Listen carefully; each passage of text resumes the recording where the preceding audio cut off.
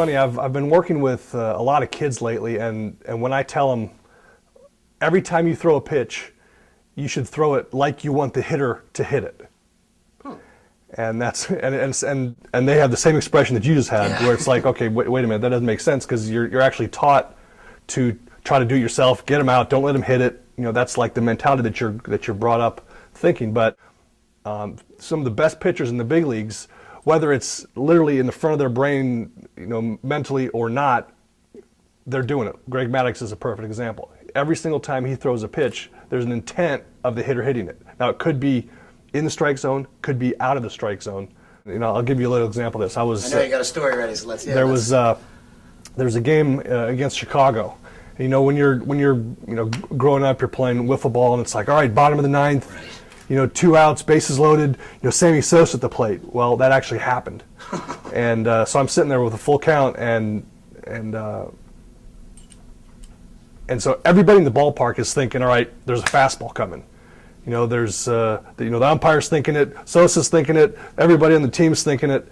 And so my mentality has to be, all right, the chance of me throwing a pitch out of the strike zone right here, I mean, that's ball 4, guy walks in, right? So I don't want to do that, so I'm going to have to throw something in the strike zone.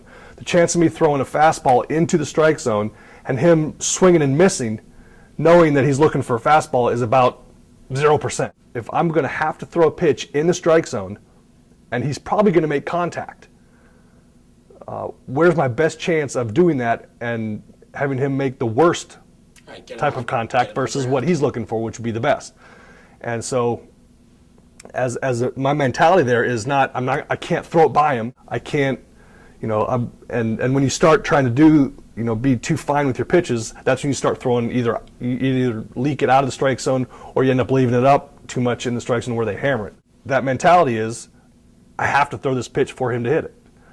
And so as a pitcher, your mentality has to be that, you know, I know what I have to do, and so I have to try to make the best pitch I can in the strike zone, and that's all I can control. And so it keeps guys from overthrowing.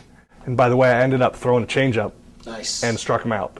But I do actually remember that game. So anyhow, that's probably one of the biggest things that I'll try to ingrain in the younger kids' heads, is to learn how to throw every single pitch. You're throwing a fastball, you know, out of the strike zone. Well, you throw it up, you're elevating it.